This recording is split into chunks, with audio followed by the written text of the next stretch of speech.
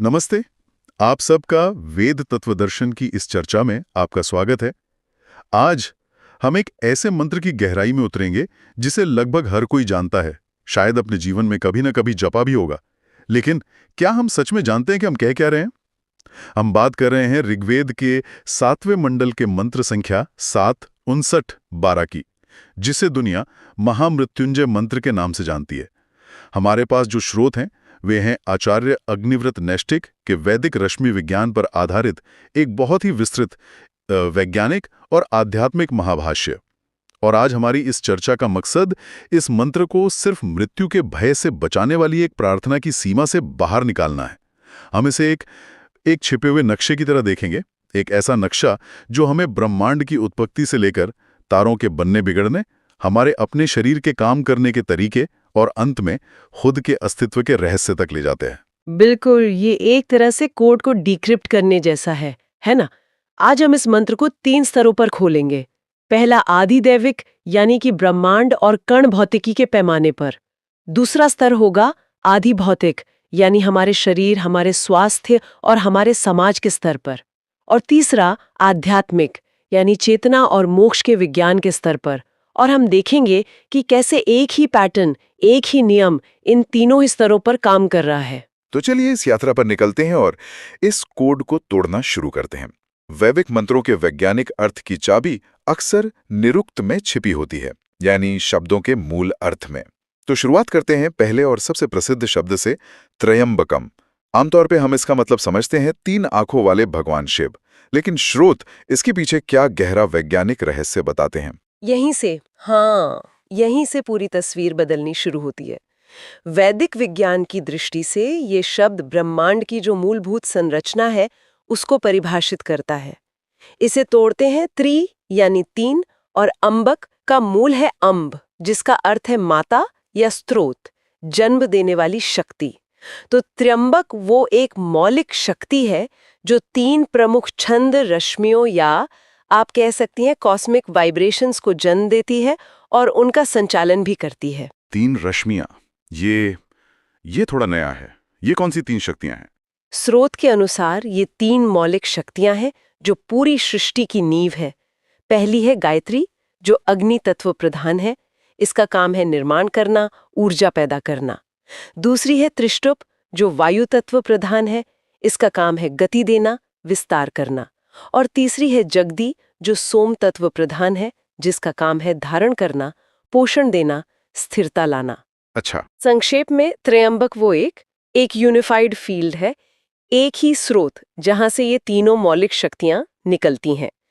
कुछ हद तक यह आधुनिक भौतिकी की जो सुपर सिमेट्री की खोज है उसके जैसा है, जहां वैज्ञानिक ये मानते हैं कि ब्रह्मांड की सभी शक्तियां एक ही महाशक्ति से निकली हैं। ये तो पारंपरिक अर्थ से बिल्कुल ही अलग है। मतलब त्र्यंबक को व्यक्ति नहीं बल्कि भौतिकी का एक सिद्धांत है, एक फंडामेंटल सोर्स कोड है। ये एक बहुत बड़ा वैचारिक बदलाव है। ठीक है, तो हमारे पास ये स्रोत शक्ति है। अगला शब्द है यजामय। हम इसका मतलब निकालते हैं, हम पूजा करते हैं। लेकिन इस वैज्ञानिक फ्रेमवर्क में पूजा का क्या काम? विज्ञान की भाषा में यजामहे का अर्थ पूजा नहीं बल्कि इंटरैक्शन या बॉन्डिंग है, संगतिकरण। जब 2 कण या 2 चीजें एक दूसरे के प्रभाव में आती हैं और जुड़ती हैं तो यह यजामय है। एक इलेक्ट्रॉन का प्रोटॉन के साथ जुड़कर परमाणु बनाना यजामय है। ग्रहों का सूर्य के गुरुत्वाकर्षण से बंधकर परिक्रमा करना भी यजामय है। हाँ। तो जब हम कहते हैं त्र्यंबकम यजामहे, तो इसका गहरा मतलब है कि हम उस एक मौलिक स्रोत शक्ति के साथ, उसकी 3 शक्तियों के साथ अपनी चेतना का तालमेल बिठा रहे हैं, अपनी वाइब्रेशन को यूनिवर्स के उस बेसिक नियम के साथ सिंक कर रहे हैं। समझ गया। तो ये सिर्फ हाथ जोड़कर प्रार्थना करना नहीं है, बल्कि ब्रह्मांडीय नियमों के साथ सक्रिय रूप से जुड़ना है। अब आते हैं उस शब्द पर जो मुझे हमेशा थोड़ा अजीब लगता था, सुगंधिम। सुगंध या खुशबू का ब्रह्मांड, गुरुत्वाकर्षण और परमाणुओं से क्या ये ना देना? ईमानदारी से कहूं तो ये इस मंत्र का सबसे खूबसूरत वैज्ञानिक हिस्सा है। ये फील्ड थ्योरी का एक शानदार उदाहरण है। आप सोचिए, गंध क्या है? ये किसी चीज का वो बहुत ही सूक्ष्म कण है जो अपने स्रोत से निकलकर फैलता है और हमें दूर से ही स्रोत के होने का एहसास कराता है। फूल की खुशबू बताती है कि आसपास फूल है। ठीक है, जैसे एक वाईफाई सिग्नल, हम उसे देख नहीं सकते लेकिन वो मौजूद है और बताता है कि कहीं पास में राउटर है। बिल्कुल सही उपमा है। ठीक वैसे ही जैसे एक चार्ज्ड पार्टिकल अपने चारों ओर एक इलेक्ट्रोमैग्नेटिक फील्ड बनाता है, ये त्र्यंबक शक्ति, जिसे रुद्र भी कहा गया है, अपनी सुगंध यानी अपने प्रभाव क्षेत्र से, जिसे इन्फ्लुएंस फील्ड कह सकते हैं, उससे पूरे ब्रह्मांड में व्याप्त है। स्रोत इसकी तुलना हिग्स फील्ड है करते हैं। हिग्स फील्ड, ये वही चीज है जिसे गॉड पार्टिकल भी कहते हैं। इसे सरल भाषा में कैसे समझे? इसे ऐसे समझिए जैसे पूरे ब्रह्मांड में एक अदृश्य चिपचिपा शहद फैला हो। जब कोई कण इसमें से गुजरता है तो उसे एक तरह का प्रतिरोध या घर्षण महसूस होता है, और यही चीज उसे द्रव्यमान या वजन देती है। जो कण इस शहद से ज्यादा इंटरैक्ट करता है वो भारी हो जाता है। सुगंधिम का मतलब है कि ये रुद्र शक्ति भी उसी तरह पूरे ब्रह्मांड में व्याप्त है और हर चीज को उसका मूल गुण और अस्तित्व प्रदान कर रही है। ठीक है, तो त्र्यंबक वो स्रोत है, यजामही उन शक्तियों का आपस में जुड़ना है, और सुगंधिम उस स्रोत का हर जगह फैला हुआ प्रभाव क्षेत्र है। लेकिन जुड़ने के बाद होता क्या है? यहीं पे शायद पुष्टिवर्धनम की भूमिका आती है, जिसका शाब्दिक अर्थ है पोषण को बढ़ाने वाला।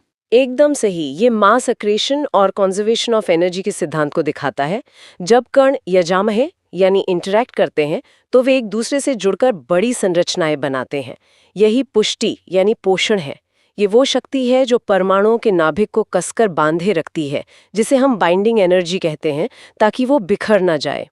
और अगर खगोल विज्ञान में देखें तो अंतरिक्ष की धूल और गैस का गुरुत्वाकर्षण से इकट्ठा होकर एक तारे को जन्म देना, वो पुष्टिवर्धनम का सबसे बड़ा उदाहरण है। और अब मंत्र का सबसे काव्यात्मक हिस्सा, उर्वारुकमिव बंधनात्, यानी जैसे ककड़ी या खरबूजा अपने बंधन, अपनी बेल से मुक्त होता है। यह उपमा तो बहुत शांत और सहज लगती है। इसमें क्या विज्ञान छिपा है? ये उपमा सृष्टि के डीके मैकेनिज्म यानी क्षय और रूपांतरण के तंत्र को समझाती है। एक फल जब पक जाता है तो वो अपनी डाली से बिना किसी जोर जबरदस्ती के बहुत सहजता से अलग हो जाता है। ये विनाश नहीं है, ये एक अवस्था का पूरा होना और अगली अवस्था की तैयारी है। नाभिकीय भौतिकी में जब एक अस्थिर नाभिक, एक अनस्टेबल न्यूक्लियस, स्थायित्व पाने के लिए रेडियोधर्मी क्षय के माध्यम से कुछ कणों को बाहर निकालता है, तो यह प्रक्रिया उर्वारुकमिव है। एक मिनट, यहाँ मुझे एक सवाल है।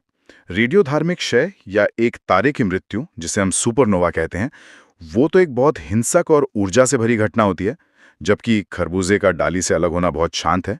स्रोत इन दो बिल्कुल विपरीत छवियों को एक साथ कैसे जोड़ते हैं? धन खत्म होने पर उसका विस्फोट होना या एक अस्थिर नाभिक का क्षय होना उस सिस्टम के लिए एक अपरिहार्य, प्राकृतिक और अगला कदम है। ये एक जबरदस्ती की गई घटना नहीं, बल्कि नियमबद्ध रूपांतरण है। ये स्थिरता की ओर एक स्वाभाविक यात्रा है। ठीक है, अब ये सारे टुकड़े समझ में आ रहे हैं। हमने एक एक शब्द के कोड को तोड़ा। अब चलिए इन सब को जोड़कर देखते हैं कि ब्रह्मांड की पूरी कहानी क्या बनती है। ये मंत्र कॉस्मोलॉजी के बारे में क्या कहता है?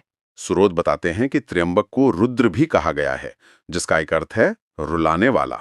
रुलाने वाला, हाँ, और ये बहुत गहरा है। सृष्टि के आरंभ में जब परम साम्यावस्था भंग हुई तो एक भीषण नाद, एक प्राइमोर्डियल साउंड पैदा हुआ। ये नाद ही रुद्र है, और यही रुद्र शक्ति, जिसे स्रोत रुलाने वाला कहते हैं, आज डार्क एनर्जी के रूप में काम कर रही है। ये आकाश गंगाओं को एक दूसरे से दूर धकेल रही हैं, मानो उन्हें एक दूसरे से बिछड़कर रुला रही हो। एक मिनट, ये तो बहुत बड़ी बात है। तो स्रोत ये कह रहे हैं कि जिसे हम एक देवता का क्रोध या दुख समझते थे, वो असल में ब्रह्मांड के विस्तार की एक मौलिक शक्ति का व्यात्मक वर्णन है। ये तो पूरे पौराणिक दृष्टिकोण को ही बदल देता है। बिल्कुल, यहाँ व्यक्ति को हटाकर सिद्धांत को स्थापित करता है। अब देखिए तारों का जन्म कैसे होता है। ब्रह्मांड में धूल और गैस के कण गुरुत्वाकर्षण के कारण एक दूसरे के पास आते हैं, यानी यजामहे। जैसे जैसे द्रव्यमान बढ़ता है और ज्यादा पदार्थ खिंचा चला आता है, पुष्टिवर्धनम। जब केंद्र में दबाव और तापमान चरम पर पहुंचता है तो हाइड्रोजन के नाभिक मिलकर हीलियम बनाने लगते हैं और एक तारे का जन्म होता है। ये पूरी प्रक्रिया, जिसे स्टेला न्यूक्लियोसिंथेसिस कहते हैं, इन 2 शब्दों में समाई है।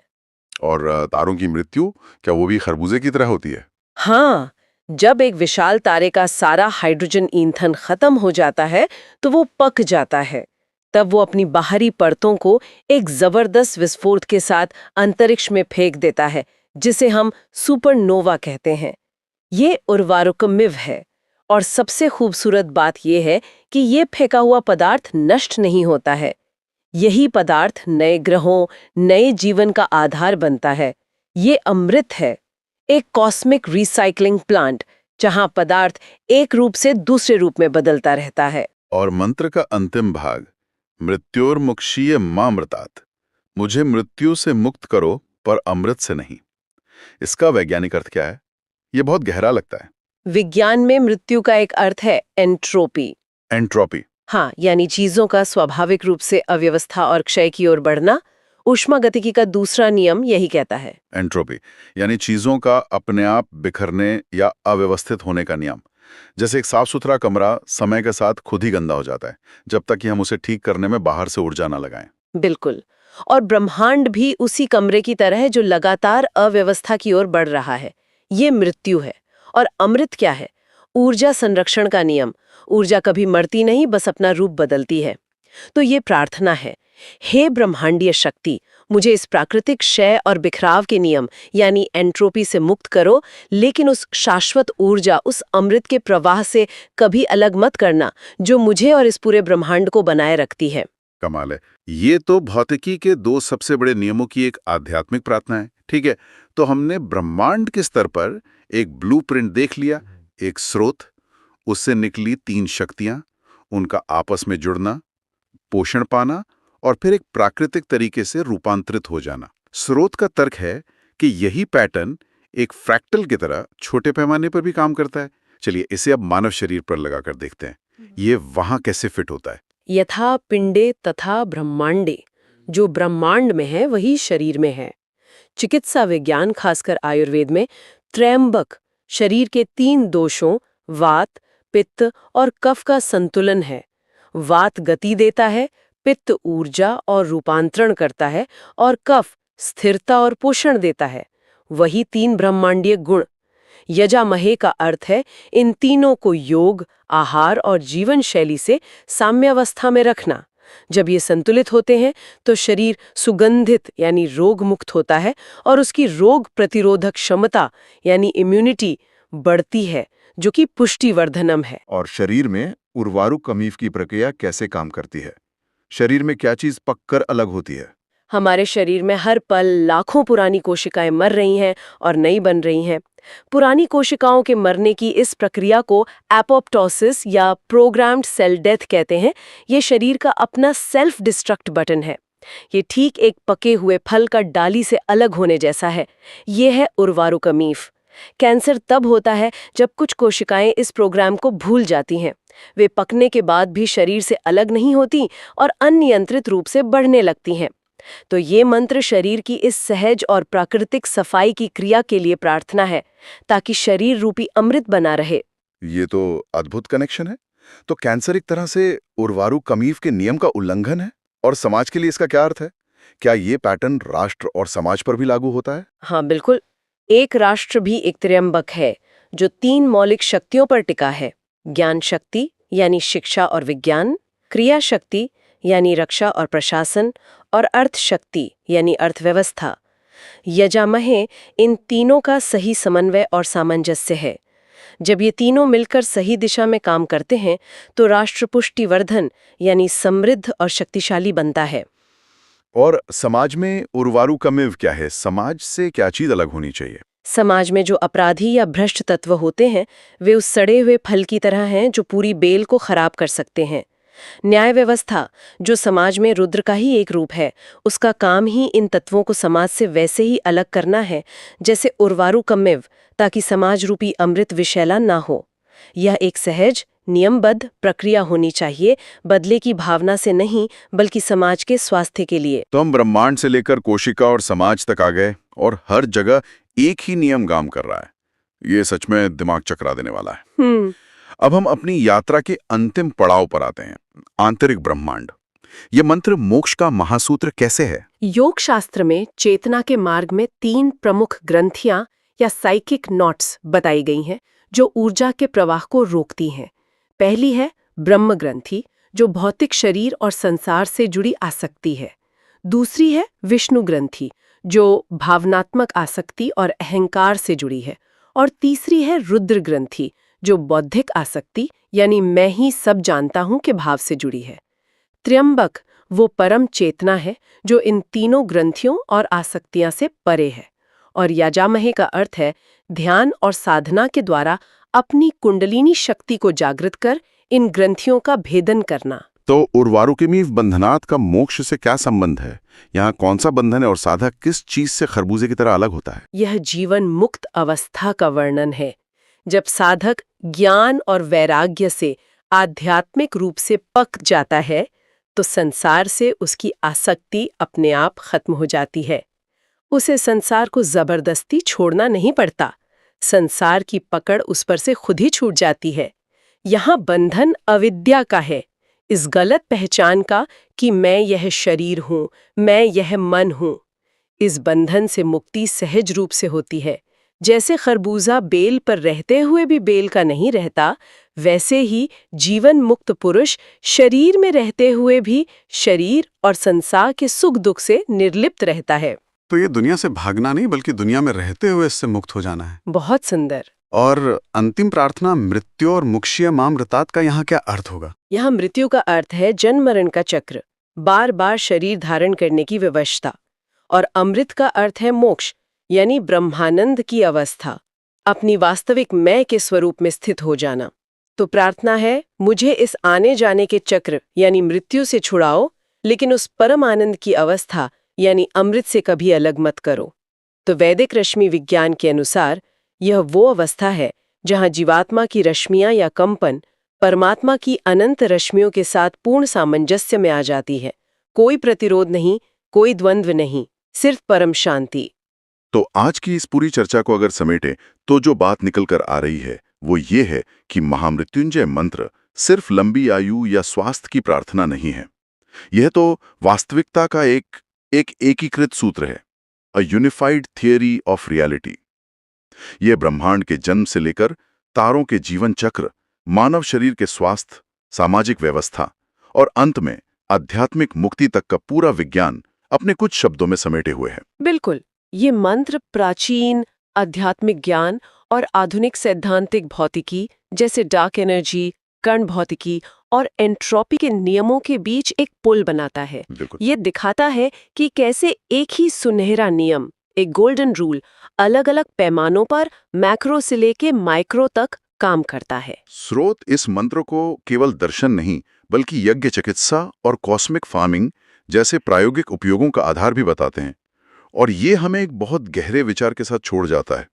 अगर ध्वनि की आवृत्तियां और ब्रह्मांडीय रश्मियां ही वास्तविकता के मूल तत्व हैं, जैसा कि यहाँ वर्णित है, तो मंत्र जॉब जैसी प्रथाओं के माध्यम से खुद को इन मौलिक कंपनों के साथ सचेत रूप से संरेखित करने में क्या संभावनाएं छिपी हैं। अगर हम सही फ्रीक्वेंसी पर खुद को ट्यून कर सकें तो हम न केवल आध्यात्मिक रूप से बल्कि शायद वैज्ञानिक और भौतिक रूप से भी क्या कुछ हासिल कर सकते हैं। मेजबान और विशेषज्ञ। ओम शांति शांति शांति। अगर आपको ये ज्ञानवर्धक वीडियो प्रस्तुति पसंद आई है तो चैनल को सब्सक्राइब करें, बेल आइकॉन ऑन करना ना भूलें और हमारी इस ज्ञान यात्रा का हिस्सा बनें।